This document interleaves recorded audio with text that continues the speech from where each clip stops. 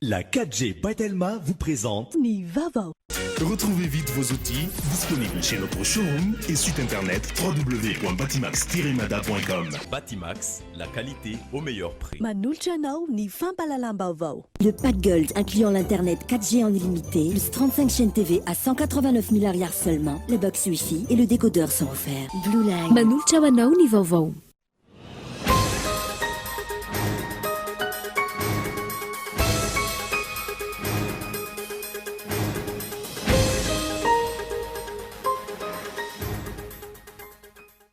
Tapaka tany Tokyo, Japon androany nandritra ny fivoriana manokana ho an'ny fiara-miasa aty amin'ny ranomasimbe indiana fa i Madagasikara no hitarika ny ady atao amin'ny jiolahtsambo.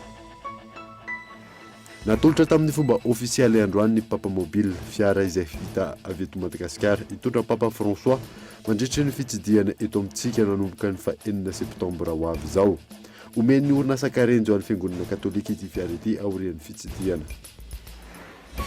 Ambony tany tsy fahaizana mamaky teny sy manoratra eto Madagasikara raha ny fanisana farany natao tamin'ny taona 2024 mandrindra ny 700 ny malagasy 10 ka hatramin'ny 17 taona ny tojo izany raha ny antotan'izy avy ao anivon'ny Instat. Ny maresaka iraisam-pirenena tsy ny andriela na ny eo ny heviny filoha kolombiana ary laza fa anohitra ny faraka izay hinanambara fa amerina indray ny fifandonana natao amin'ny oronan-tsary nalefan'izy ireo tamin'ny internet. Nadidin Revetrany.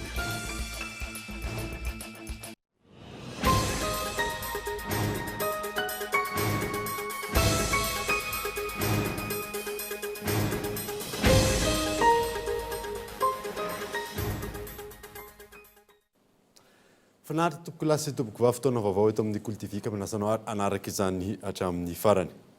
Nanomboantsika ny vaovao dia tapaka tany Tokyo, Japon androany nandritry ny fivoriana manokana ho an'ny fiara-miasa aty amin'ny ranomasimbe indiana fa Madagasikara no hitarika ny ady atao amin'ny jiolahtsambo. Fa nadadiny Rarsona Andry. Nandritra ny fivoriana manokana ho an'ny fiara-miasa aty amin'ny ranomasimbe indiana androany. Tany Tokyo, Japon no nisafidiana ny mpivory fa i Madagasikara no atao mpitarika ny ady atao amin'ny jiolahtsambo aty amin'ny ranomasimbe indiana. Nosafidian'ireo mpivory manokana i Madagasikara noho ny fahitany, ny faharisiana sy ny fahavonona ny filoha malagasy Rajoelina Andry hiaro ny sistany sy ny harena voajanahary ny Madagasikara. Io ihany koa ny manosy lehibe any Madagasikara aty amin'ny ranomasimbe indiana. Manam-pirofo izany fahavonona ny Madagasikara amin'ny ady atao amin'ny jiolahtsambo izany, ny fisian'ny ivitoerana manokana misahana ny fanapariahana ny vaovao rehetra ilaina amin'ny fahadranomasiny ranomasimbe indiana na Centre Régional de Fusion d'Information Maritime. Nandritra ty andro farany nanatanterahana ny tikady andihany fa 7 tany Japon ity no niona tamin'ny Premier Ministre japonais Shinzo Abe ny filoha malagasy Rajoelina Andry. Nandritra io fihaonana io nanambarany ny Premier Ministre japonais ny fahavonona ny Japon anosy hanatsara hatrany ny fiara-miasa efa misy eo amin'ny firenena rotonta. No marian'ny filoha malagasy kosa fa mpiara-miombona antoka lehibe amin'ny Madagasikara i Japon, indrindra eo amin'ny sehatra ny fampiroboroboana ny fambolena sy ny toe-karena. No resahany ihany koa ny tetikasa Eau pour tous, izay tetikasa iaraha Madagasikara sy Japon manatanteraka ankehitriny amin'ny fanadiovana sy ny fanomezana rano fisotro madio ho an'ny rehetra. Fanandray anjara fitenenana nandritra ny fivoriana faharoa momba ny fototra-fitrasa avoleta tany Japon, ny ministry ny fanajariana ny tany ny toeram-ponenana ary ny asa vaventy Ajo Andrianarivelo tamin'ny ity androany ity. Nasongadiny tamin'izany tetikasa fanajariana tanàna Antananarivo sy Toamasina Natatom iarahan'ny fitondrana malagasy sy japonais. Rarsona Andradra. Navoita ny ministry ny fanajariana ny tany ny toeram-ponenana ary ny asa vaventy Andrianarivelo Ajo nandritra ny fandraisam-pitenenany tamin'ny fivoriana iraisam-pirenena faharoa momba ny fototra-fitrasa avolenta tany Japon, izay nandraisan'ny japonais Papetrano sy ireo tompon'andraikitra avy amin'ny firenena afrikanina anjara androany maraina ny fitsiny fiaraha-miasa matotra eo amin'ny fitondrana japonais sy ny fitondrana malagasy amin'izao fotoana. No mariny ministra Ajo Andrianarivelo ny fahavonona ny fitondrana malagasy, tariny filoha Andry Rajoelina iroso amin'ny fampandrosoana tena izy ametraka ny Madagasikara ho firenena misandratra eo amin'ny sehatra rezionaly sy manerana ny Afrika. Atongavana amin'izany tanjona izany, manana anjara asany lehibe ny ministeran'ny fanajariana ny tany, ny toeram-ponenana sy ny asa vaventy any Madagasikara. Nambarany ministra ihany koa fa efa manomboka amin'izao fotoana izao ireo asa goavana mifandraiky amin'izay fampandrosoana izay. Ilaina amin'izao fotoana ho iatran'ny ministra ny fametrahana fahaiza mitantana sy mikojakoja ny fotodrafitrasa misy atongavana amin'ny tanjona. Nasongady ministra ny fanajarenany tany ny toeram-ponenana ary ny asa vaventy andriana ny Arivelo Ajo ihany koa ny mahazava-dehibe ny tetikasa fanajariana ny tanàna n'Antananarivo sy Toamasina, Tatom, ny arahana namolavola tamin'ny fanjakana Japoney satria ireo faritra roa ireo dia isan'ny avokaavoka lehibe amin'ny fampandrosoana ny toe-karem-pirenen'ny Madagasikara amin'ny mareny vohitra n'Antananarivo ary amin'ny fisin'ny seranatsambo lehibe ao Toamasina dia isan'ny fanohitra atongavana amin'izany. Maro ireo fotodrafitrasa voaviana ao anatin'izany tetikasa izany ka no amafisy ny ministra ny fangataham-piaramiasa amin'ny fanjakana Japoney amin'ny fanatanterahana izany trafim-panajariana izany. Ankoatr'io, nambarany ministra ihany koa ny fisian'ny tetikasa lehibe Tanamasoandro izay isan'ny arofanambo lehibe apetraky ny fitondrana tariny Filoha Rajoelina Andry amin'ny fanitarana ny tanàna n'Antananarivo. Velirano fa 4 nataon'ny Filoha Malagasy ho iatranina ministra ny fanajarenany tany ny toeram-ponenana ary ny asa vaventy ny antarana ny lalana sy ny ampitomboana ny fotodrafitrasa fototra lehibe ho fametrahana ny Madagasikara ho isan'ireo firenena misandratra marina. No amafisy ny ministra nandritra ity lahateniny ity ny mahazava-dehibe ny fivoriana toy izao atao an'ny Japon izao isiny fanakalozana sy ny fiarah-miasa eo amin'ny sehatry ny fametrahana fotodrafitrasa goavana sy avolenta. Androany nisy ihany koa ny fitidian'ny ministra ireo toerana fananganana fotodrafitrasa avolenta izay fakatahaka tany an-toerana. Iverenantsika eo any ny fiaramiasa eo amin'ny fanjakana malagasy sy ny fanjakana Japoney. Fa ny anoantsika ny vaovao dia taorian'ny famoahan'ny fitondram-panjakana ny vola izay mitetina 220 tapitrisa ariary anomanana ny fifidianana kominaly mizotra araky ny tokony ho izy ny fanomanana izany hoy teo anivon'ny Seny Yves Richard. Feno fepetra anomanana ny fifidianana ho tanterahana ny 7 ny volana Novambra ho avy izao. Taorian'ny famoahan'ny fitondram-panjakana ny vola mitetina 220 tapitrisa ariary hoy ny Voamera Mahaleotena misahana ny fifidianana. Mizotra araky ny tokony ho izy ny asa ka isany laminasa vaovao. Noraisin'ny Seny Foibe hanatsarana sy hanafainganana ny zotra mpifidianana. Ny fanomezam-pahefana ny ratsa-mangaika ny Seny manerana ny nosy.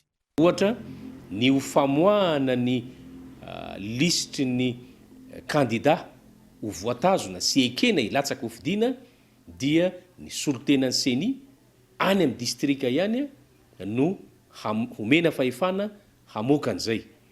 Ohatran'izay ihany koa ny fikirakirana ny voka-pifidianana sy ny famoahana ny voka-pifidianana vonjomaika dia isy ny rafitra homen'ny Seny fahefana ho apetraka isaky ny faritany ary ireo no hamoaka ny voka-pifidianana vonjomaika amin'izay fotoan'izay. Andro faharoa fisokafany fandraisana ny antota-taratasy firotsahany kofidiana.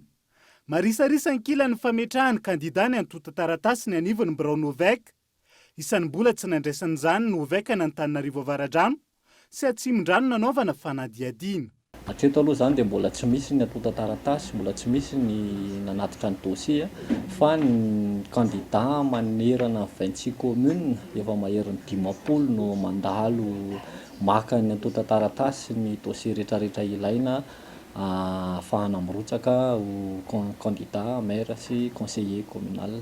Ny 12 ny volana septambra zao amin'ny 10 no ifarana ny fandraisana ny antota-taratasy firotsahana kofidiana. Ny 15 septambra no amoahany Novek.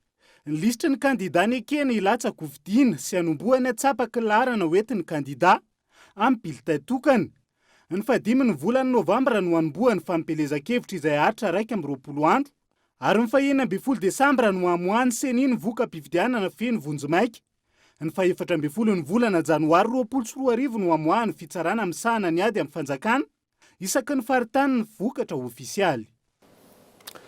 Fa natolotra tamin'ny fomba ofisialy androany Papa Mobile fiara vita eto Madagasikara itondra ny Papa François mandritra ny fididiany eto amintsika manomboka ny 4 volana septambra ho avy izao. Henri Florio.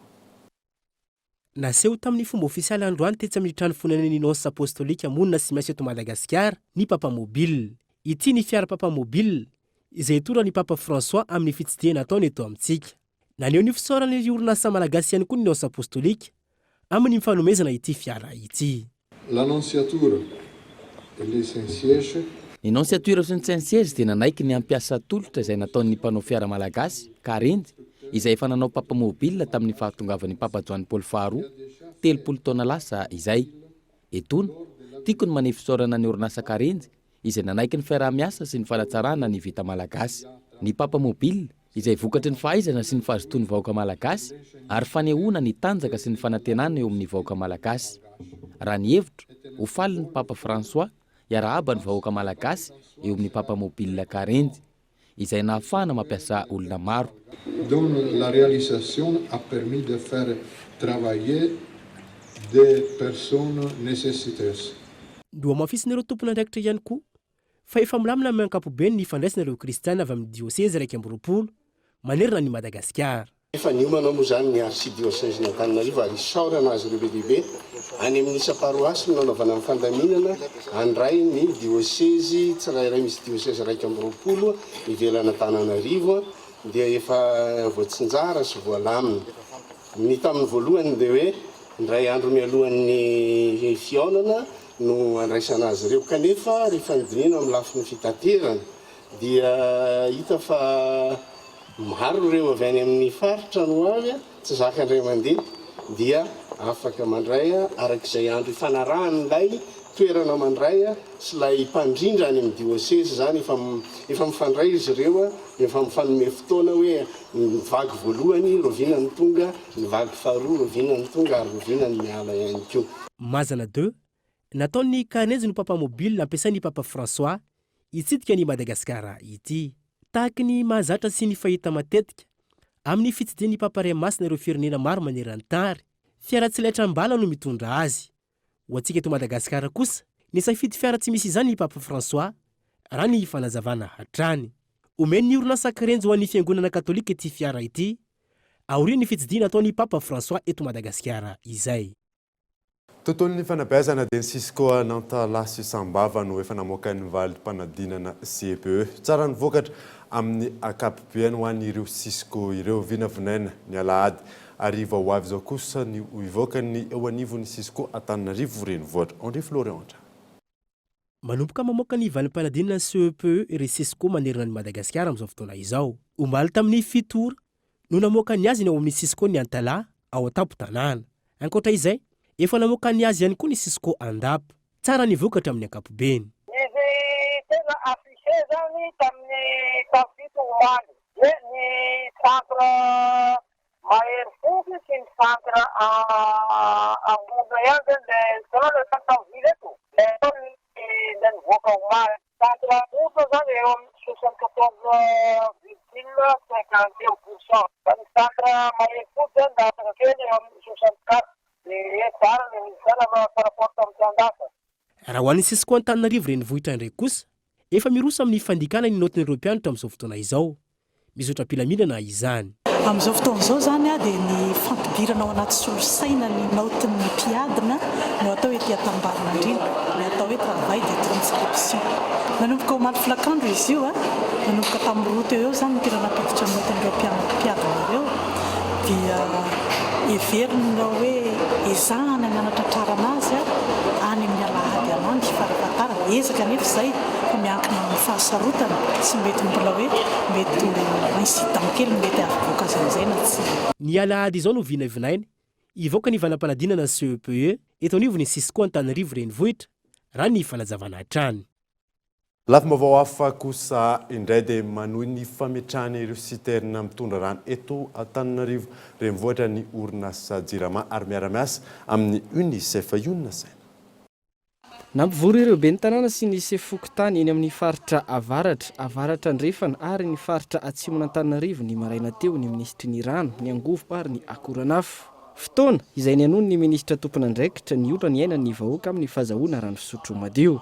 Araka ny fanotanterana teto amin'ny fampalalam-baovao, nametrahana siterna mitondra rano ny faritra andrefana sy atsinanana Antananarivo, amahana vonjomaika ny olona ny ponina eo amin'ny fahazahoana rano.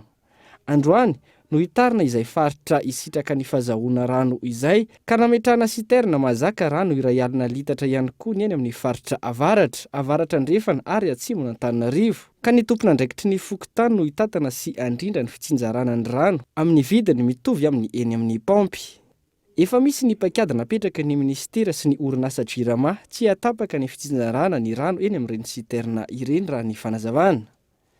Ny fahazahoana sy ny fametrahana ireto siterna ireto izay vokatry ny fiara-miasa ny ministera sy ny UNICEF. mifanindran-dalana amin'ity tetikasa ity ihany koa ny fanavaozana ireo fantsona sy tambazotra mitondra rano izay efa vita hatramin'ny 700 amin'izao fotoana izao eto Antananarivo. Fa ny asa fametrahana an'io tompom-pamokarana rano amoron'akony io dia ho vita amin'ny faran'ity volana ity. Faharoa manaraka izay Ambodrapeto sy Taosy dia misy tsika any zany travaux fanaovana forage. Misy forage anakenina no apetraka eo Ambodrapeto. Efa forage mihoatra ny 4 zao no vita amin'izao tsika amin'ny teny zao. Ny forage rosa zany sisa no atao. Forage ray eo amin'ny 2 andro fanaovana azy. Dia ireo forage enindreo zany dia anamafisany ihany koa ny famatsiana rano hiakatra eo amin'ny Sinibendrano Ambodrapeto io rano io 100 metatra cube isan'ora ary anamafy ny famatsiana rano eo amin'ny faritra Itosy, faritra Ambodrapeto sy ny tanàna manodidina azy. Ho vita amin'ny fiafaran'ny volana septambra ihany koa ny fanavaozana ireo fatson-drano amin'ny faritra hafa raha ny fanazavana hatrany izay mamokatra rano 100 metatra toratelo isan'ora. Commune izay tonga androany reto teto zany hoe faritra avaratra ndrefana ary ny faritra atsimo dia ny tetikasa zany dia efa mipetraka ny appel d'offre dia vita dia ny asa zany dia anomboka amin'ny herinandro. Dia anao koa tsika zany forage amin'ireo faritra 3 amin'ireo ary alohan'ny faran'ny volana septambra dia tokony ho vita ireo forage ireo dia amin'izay fotoana izay zany tsika dia voava ihany koa ny olana ara-drano amin'ireo faritra anankitelo ireo. Vahaolana lavitrezaka raisin'ny ministera tompon'andraikitra sy ny orinasa JIRAMA ny fampitomboana ny famokarana rano eto Antananarivo hatramin'ny taona 2022.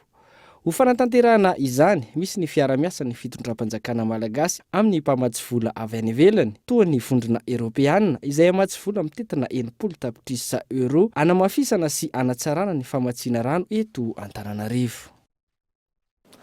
Fantotosaina androany fifanaovatsy ny fanatsarana ny tetezany mangory sy antsapazana amin'ny lalam-pirenena faharoa teo amin'ny masivo japonais sy ny fanjakana malagasy vola mitetina 2 miliara sy 100 tapitrisa yen no natolotry ny fanjakana japonais tamin'izany Gaëtan Andriatsilavo. Isan'ireo voandalana nentin'ny fanjakana malagasy tamin'ny fanatrehana ny fivoriana iraisam-pirenena iadina amin'ny tsy fanjare-tsakafo aty Afrika tany Japon.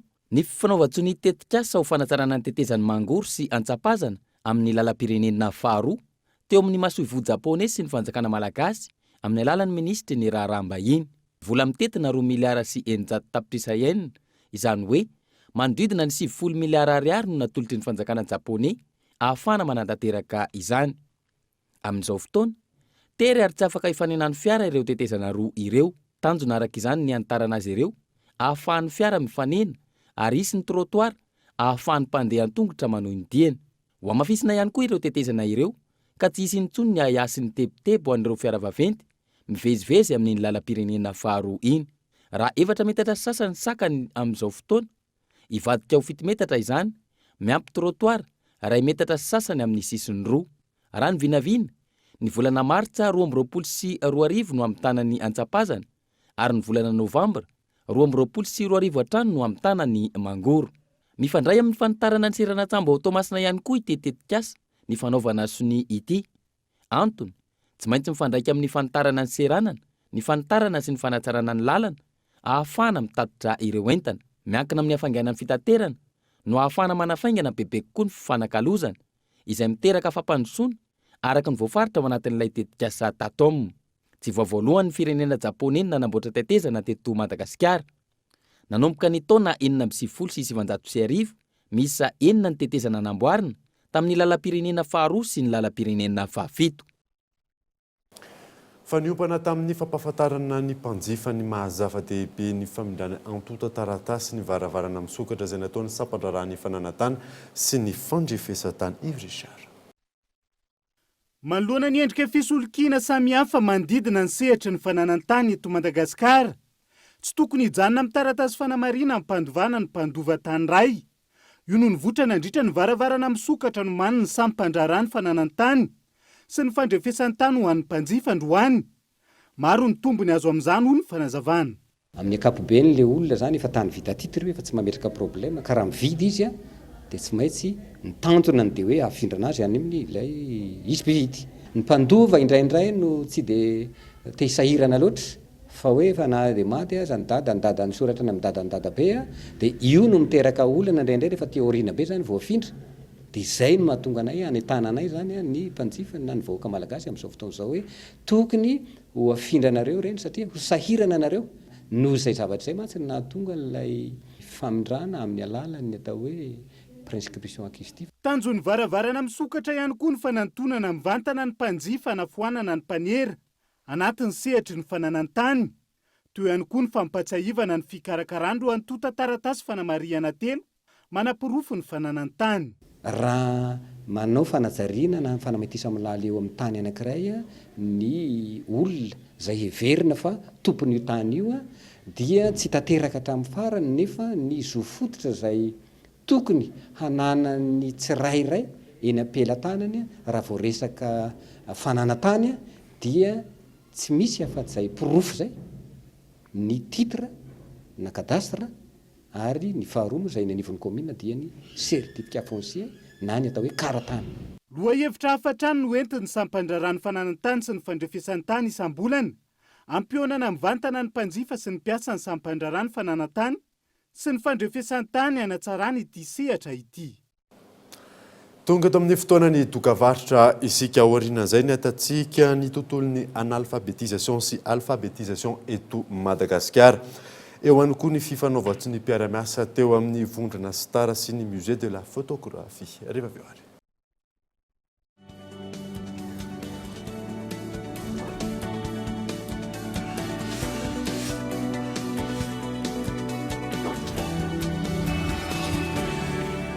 Lame bic, maranitra, tsy mety arafesina, mateza.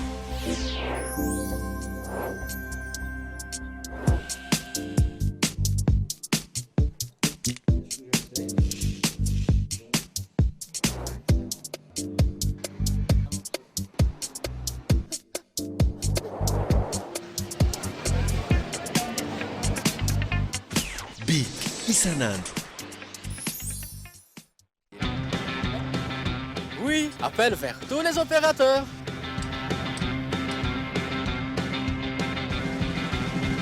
Oui, appel à l'international inclus. Oui, mes SMS, je ne les compte plus.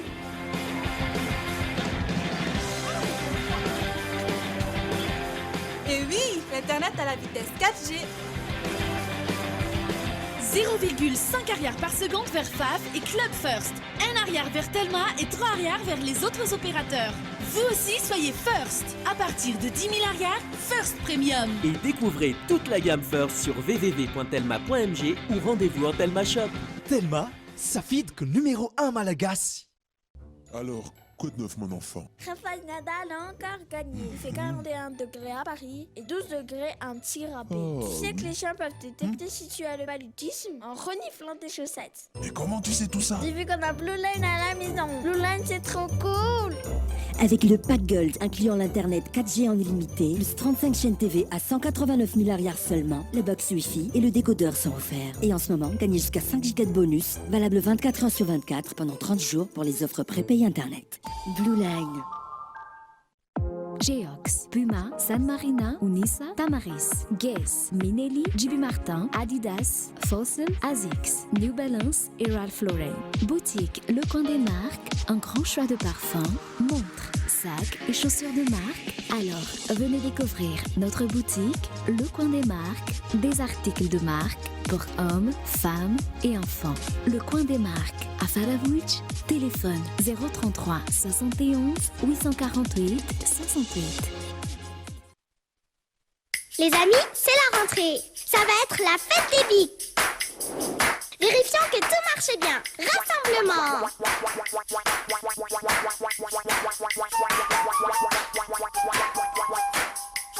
Bleu, dessine quelque chose pour voir. Oui, ça glisse bien. Et les couleurs sont chatoyantes. Eh bien, c'est parfait tout ça. Vive la rentrée avec Bic!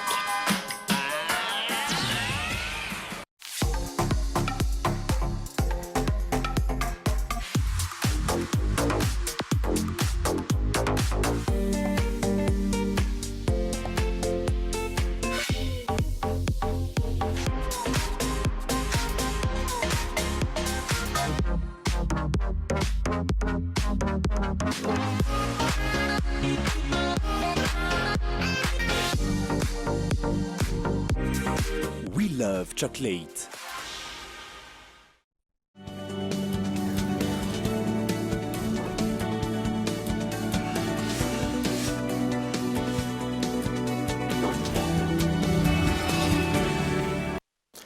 Verina eto amin'ny fampahalalam-baovao isika fa ambony tany tsy fahaizana mamaky teny sy manoratra eto Madagasikara raha ny fanisana faran'izay natao ny taona 20 sy 20 izay nataony teo anivony Instat mampiona Rakotoarson.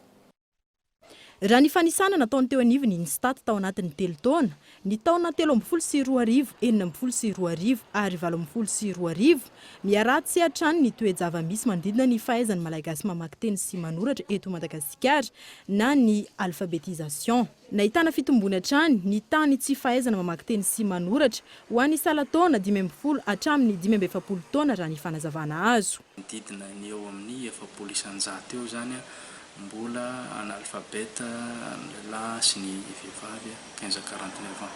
Dia raha hijery ny tendance indray zany ny fivoaran'ny indicateur analphabétisation io dia somary mitombo ratsy moa zany raha hoe ana fa tsy. Ny fanatsarana ny tontolo, ny fanabeazana sy ny fanamorana ny fampidirana ny ankizy any an-tsekoly no antoka iray lehibe hampienana io io raha ny fanazavana hatrany. Tanjo ny fitondram-panjakana amin'ny alalan'ny ministera ny fanabeazam-pirenena ny hampienana izany hatramin'ny 20 isanjato hatramin'ny taona 30 sy 20.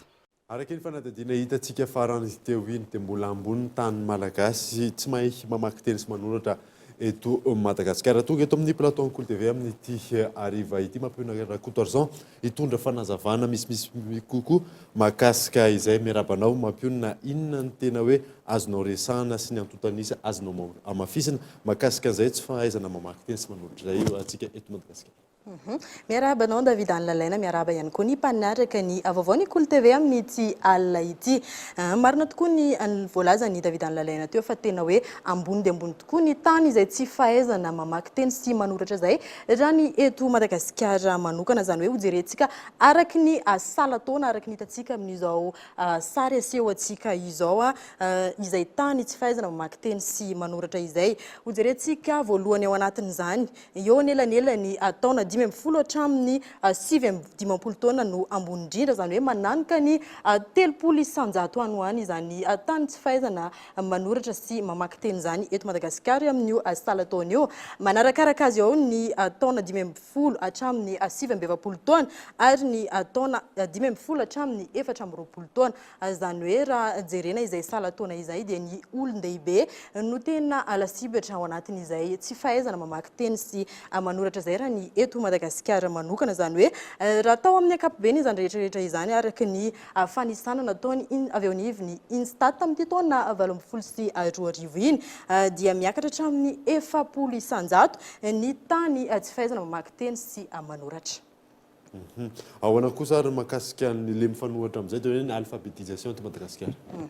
Raha ny resaka alphabétisation indray eto Madagasikara, zany hoe ny tany fampianarana mamaky teny sy manoratra, ny tany fisitrahana ny fahaizana mamaky teny sy manoratra ny eto Madagasikara izay dia nandritra ny 3 taona nanaovana ny fanisana no hitondrana ny fanazavana ny fanadiadiana eto amin'izao fotoana izao, zany hoe ny taona 12 sy 20, ny taona 14 sy 20 ary ny taona 17 sy 20 izay nanaovana teo anivony Instat fanisana farany teo amin'izay resaka alphabétisation izay. Izany hoe misy ny ezaka ho amin'ny fampianarana mamaky teny sy manoratra na dia somary ataontsika hoe miada-pandeha aza satria dia 20 isanjato latsaka izany ny taona 17 sy 20 raha toka ny ainga tany amin'ny 170 isanjato izany tany amin'ny taona 12 sy 20. Mbola izany eo amin'izay resaka alphabétisation izay hatrany itsika fa hijery kosa eo amin'ny resaka toeram-ponenana, zany hoe raha jerena eo amin'ny tontolo roa samihafa ny andrenivohitra sy ny ambanivohitra dia mazava ho azy fa ny tontolo andrenivohitra no mitana ny laharana ambony amin'izay fisitrana ny fahaizana mamaky teny sy manoratra izay raha ny eto Madagasikara satria dia ny tontolo andrenivohitra dia manodidina ny 70 isanjato ny olona no misitraka an'izay fahaizana mamaky teny sy manoratra izay raha toka any amin'ny 700 latsaka kely kosa indray ny any amin'ny tontolo ambanivohitra araky ny izao sary aseho amintsika izao hatrany ny loko menamena moa mampiseho ny tontolo andrenivohitra raha toa ka ny loko maitso kosa indray ny tontolo ambanivohitra araky izao sary izao hatrany raha izay ny amin'ny resaka tontolo ambanivohitra sy andrenivohitra jerentsika manaraka kosa indray ny resaka fahaizana izay mamaky teny sy manoratra izay hatrany eto Madagasikara raha jerena isaparitra izay dia ireto aseho amin'ny sary ireto ny faritra efatra sangany indrindra amin'izay fahaizana mamaky teny sy manoratra izay raha ny eto Madagasikara misongadina voalohany ao aminatin'izany ny faritra Analamanga izay mitazona ny 700 ny fahaizana mamaky teny sy manoratra izay manarakaraka azy eo ny faritra Sava, ny faritra Itasy ary ny faritra Matsiatra ambony izany hoe ny faritra Analamanga araka ny efa niteneniko teo no tena misitraka n'izay voalohany mitana laharana amin'ny resaka raha ny faritra ny jerena ao anatin'izay fisitrana ny fahaizana mamaky teny sy manoratra izay raha ny eto Madagasikara manokana raha izay ny amin'iny resaka faritra iny dia jerentsika manaraka izao kosa indray ny amin'ny lahy sy ny vavy eo amin'izay resaka fisitrana ny fahaizana mamaky teny sy manoratra izay ambara ao anatin'ity sary manaraka ity fa ny loko menamena dia manambara ny vehivavy raha toa ka mangamanga kosa indray ny lehilahy ao anatin'izay resaka alphabetisation izay hatrany araky ny hitantsika izao dia nandritra ny 2 taona ny fanesy dia ny vehivavy hatrany no mitazona ny laharana ambony amin'izay fahaizana mamaky teny sy manoratra izay raha toa ka tamin'ny taona 24 izay nanaova ny staty fanisana farany dia somary niezaka kely ny lehilahy tao anatin'izay nahazo ny laharana ambony noho ny vehivavy raha eo amin'izay fisitrana ny fahaizana mamaky teny sy manoratra izay David Anlalena. Malina tokoa izay fa ahoana kosa ny azo resana ary mahakasika ny hoe raha ny eo amin'ny iraisam-pirenena ny resana raha eo amin'ny sehatra iraisam-pirenena indray kosa no resana amin'ny resaka analphabetisation na ny tany tsy fahaizana mamaky teny sy manoratra araky n'izao sary aseho izao hatrany dia ny loko mena hatrany no mitondra ny vehivavy raha toa ka mangamanga ny an'ny lehilahy raha eo amin'izay analphabetisation na ny tsy fahaizana mamaky teny sy manoratra maneran-tany dia araky ny hitantsika izao dia tena misongadina tokoa fa hoe lavitra ny elanelana misy ny vehivavy sy ny lehilahy eo amin'izay tsy fahaizana mamaky teny sy manoratra izay izany hoe mitana ny laharana ambony dia ambony amin'izay tsy fahaizana mamaky teny izay ny vehivavy ao anatin'izany David Anlalena. Ankatrany ianao mitondra an'ireo fanazavana mahakasika an'izay hoe tsy fahaizana mamaky teny sy manoratra eto Madagasikara izay sy ny eto tany. Ankasitrana David Anlalena misaotra ihany koa ny mpanaraka ny Kolo TV. Zay ny amin'iny fa natolotry ny Fondation Akbar Ali amin'ny FJKM tamin'ny fomba ofisialy androany fanalahidiny ivitoerana misy ny sinema ako eny amin'ny totobatona Taninarenina ka itao Andriatsilavo. Ny Fondation Akbar Ali nanao bay amin'ny fiteotika ny toerana misy ny sinema ako eny amin'ny totobatona Taninarenina nisy ny fampiresana teo aminy sy ny FJKM ka izao ny afara tamin'ny fanomezana fanalahidy ho an'ity farany izao. Fisaorana sy fankasitrana ny natolotry ny filohan'ny FJKM Andriamahasoa Irako Ami azy ireo taoriny fandraisana tamin'ny fomba ofisialy ny fanalahidy androany. Zay zany mba tian'io koa maloe ny fiangonana ke ka tsy mivavaka sy mamaky baiboly ihany no atao fa io finoana io dia finoana iahina sy hitiavana ny mpiarabelona amintsika hieverina ny olona manontolo mihitsy izany finoana zany dia zany natao dia mandray anjara amin'izany raha metanina amin'izany dia tena ankasitrahana zany fandraisana anjara zany.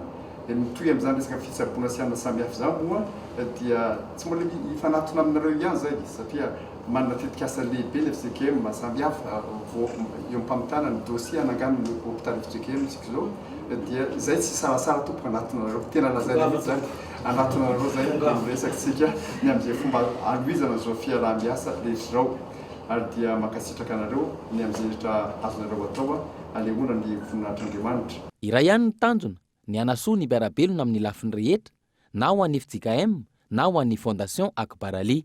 Ity farany izay efa nisehatra tamin'ny fanasoavana ny mpiaramonina sy ny fampianarana ary ny fanabeazana hatramin'ny foronany ny taona 570 sy 700.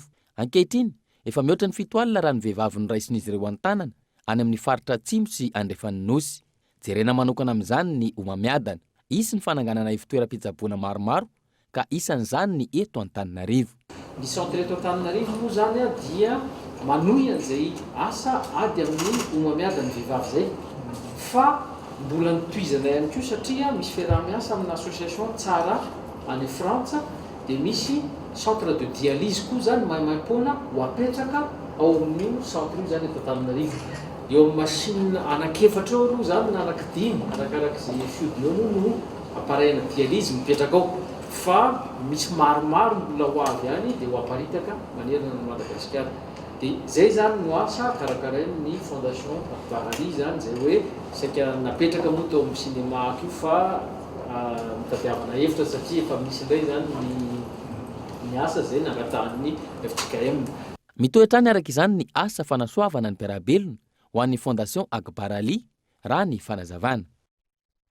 Fatotosa androany teny Andohalo ny fifanaovatry ny mpiara-miasa teo amin'ny vondrana Star sy ny musée de la photographie tanjona ny ampiroboroboana ny kolontsaina malagasy amin'ny alalan'ny tahiry tsara samihafa. Yves Richard. Fanohanana arabolona mandritra ny 3 taona no nentin'ny vondrana Star hanohanana ny musée de la photographie etsy Andohalo. Tanjona ny ampiroboroboana ny kolontsaina malagasy amin'ny alalan'ny tahiry tsara ho fandraisana anjara ny vondrana Star amin'ny fampahafantarana ny tantaran'ny pirenena. Dia maro zao toe-javatra izay niainan'ny firenena na ny olon-tsotra na ny olona rehetrarehetra ary ao anatin'ny fampiratiana izay atao sy ny sary izay voatahiry atao musée de la photographie dia voasandratra avokoa izany zavatra rehetra izany na amin'ny lafiny ara-kultoraly na amin'ny lafiny ara-tsosialy ara-politika ahafahan'ny malagasy tsirairay avy mahafantatra ny tantara mahakasika ny Madagasikara mahakasika ny kolontsaintsika sy ny fiavian'ny Madagasikara. Dia izay ny antony tena hoe nahatonga ny Star hoe anohana an'ity tetikasan'ny musée de la photographie ity. Mifanindran-dalana amin'ireo teboka 3 lehibe andrasan'ny musée de la photographie ny fomba fijery sy ny fanohanana hoentin'ny vondrana Star toy izao raha ny fanazavana. Tena mahafantatra ny olona vakaratsary amin'ny Madagasikara izay ary amin'ny alalan'ny sary dia ahafantatra ny tantara Madagasikara ny olona rehetra malagasy voalohany indrindra. Tanjona faharoa dia ampiroborobo anome asina anome vahana ampahafantatra ny olona an'io tantara Madagasikara io sy ny kolontsaina Madagasikara satria hitanay very betsaka ary tsy mahafeno tantara ny malagasy. Ny fahatelo dia amin'izao toerana izao misy sehatra omenay ho an'ny mpakasary fantatra na tsy fantatra fa mimbona aminay ny aranangana io vakaratsary io. Manana anjara toerana goavana amin'ny fampiroboroboana ny kolontsaina malagasy ny musée de la photographie eto Andohalo. Tafiakatra 200 isam-bolana ny mpitsidika ka teratany malagasy ny 520 isan-jato amin'izy ireo.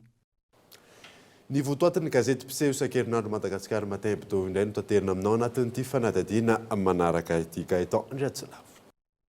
Nivoaka androany laharana fa 4 ny Madagasikara Matin Hebdo ho an'ny herinandro ny 30 aogositra 2024 sy ny hatramin'ny 5 septambra 2024. Lohateny lehibe amin'izany municipal le couple Ravalomanana en froid avec Antananarivo ao amin'ny pejy fa 4 sy ny pejy fa 5 ho an'ity gazety mpiseho isan-kerinandro ity no ahitantsika ny andinindininy makasika izay ao amin'ny pejy fa 4 kosa ho an'ny Madagasikara Matin Hebdo hatrany buzz de la semaine ny tranga nisy teny antsahamanitra nisy an'ilay famonoany mpitandro filaminana ilay jiolahy. Ao amin'ny pejy fa 7 kosa Amazonie en feu un danger pour la planète entière. Izay no mivoaka ao amin'ny pejy fa 7 amin'ity Madagasikara Matin laharana fa 400 ity. Ao amin'ny pejy fa 3 kosa Raoul Arzak Rabikoto son élection à la tête de la FMF attaquée pour corruption. Ao amin'ny pejy fa 3 ao amin'ny Madagasikara Matin Hebdo no ahitantsika ny andinindininy makasika izay ny akony Jeux africains kosa no hitantsika ao amin'ny pejy fa 9 ny Madagasikara Matin Hebdo ireo vokatra azo ho an'ny Madagasikara no voatanisa ao anatin'izay pejy fa 9 ho an'ny Madagasikara Matin Hebdo izay. Ao amin'ny pejy fa 12 no ahitantsika ny fandarana alalino ato amin'ny Cool TV ireo fepetra amonjena anakarafantsika atao rin'ny fikaonandosy sy ny fampitiniana nataon'ireo tompon'andraikitra isan-tsokajiny nisy ny etsika natao ahafana mandray fepetra tsy hitarany fahasimbahana any amin'ny parka Ankarafantsika ary koa ho fanarenanareo alan-javaboary simba ao amin'ny pejy faraka amby folo ho an'ny Madagascar Matin Hebdo no ahitantsika ny andinindininy mahakasika izay ao amin'ny pejy fahafolo an'ny Madagascar Matin Hebdo hatrany tokotany be Ambovombe Androy nijery ny faritra na voafidy azy ny solombavam-bahoaka Jean-Michel Henry ao amin'ny pejy fahafolo ho an'ny Madagascar Matin Hebdo no ahitantsika ny andinindininy mahakasika izany. Fatahorinan'ny fifidianana izay filohan'ny Federasiona Malagasy ny baolina kitra izay nitotosaina tany Ifaty Toliara ny sabotsy lasa teo dia misy filohana ligue régionale izay isan'ny mpifidy no nanantona vaditany nitondra pirofo fa misy kolikoly nandritra io fifidianana io. Rarisona Andry. Ny 20 Aogositra lasa teo dia nisy filohan'ny ligue régionale ny baolina kitra izay isan'ny mpifidy tany Ifaty Toliara miisa roa nanantona vaditany nitondra pirofo fa nisy ny kolikoly nandritra ny fifidianana izay filohan'ny Federasiona ny baolina kitra malagasy iny. Antso tamin'ny alalan'ny findaisy fifanakalozana semesy no pirofo no entin'ireo filohana ligue régionale amin'ny baolina kitra ireo tany amin'ny vaditany. No pirofony reto filohana ligue régionale reto ny antso ny fanaovana filohana ligue régionale izay no resim-peo milaza ny fisina fanomezana vola avy amin'ny kandidara olona Arzaka Rabikoto izay mitetina hatrany amin'ny 2500 € ka hatramin'ny 5000 €. Eo ihany koa ny fampanantenana fandraisana ho mpiasa eo anivon'ny KNAP sy ireo fianakaviany ny filohan'ny ligue régionale ny baolina kitra izay mifidy an'ny olona Arzaka Rabikoto ho filohan'ny Federasiona Malagasy ny baolina kitra. Raha tsy haivina, mpifidy nandritra ity fifidianana filohan'ny Federasiona Malagasy ny baolina kitra natao tany Ifaty Toliara ity ny filohan'ny ligue régionale ny baolina kitra miisa 20. Nametraka fitoriana amin'ny fisina kolikoly nandritra ity fifidianana ity. Tamin'ny alalan'ny mpisolo vavazy reto filohana ligue régionale na atsikatra ny fisina kolikoly reto. Manoloana ity trango ity, andrasan'ny mpanara-baovao ny ho fihetsiky ny komity mpitantana vonjimaika ny fanatontosana ny fifidianana izay ho filohan'ny Federasiona ny baolina kitra malagasy. Hoentina aminao eto amin'ny fampahalalam-baovao ny Kolo TV FM hatrany ny toy ity raha ity. Dia izay mamarina vaovao tamin'ity zoma alina ity ankasiany ianao nanaraka izany soafa tsara dolo tompoko.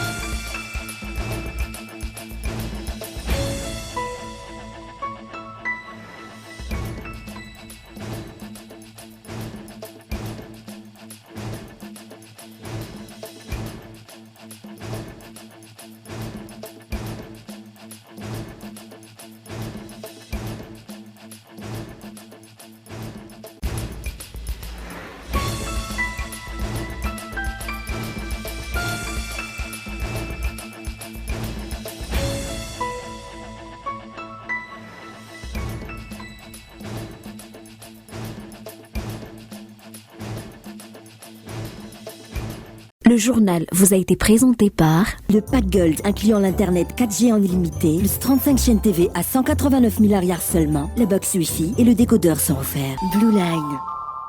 Les groupes électrogènes CGM 100% italien avec moteur original. Puissance à partir de 10 kVA. Garantie 1 an. SAV de qualité. Fini les coupures. Soyez autonome. Batimax, la qualité au meilleur prix. Nanulchanote ni fampalalambaovao. La 4G by Telma vous a présenté Ni Vavao.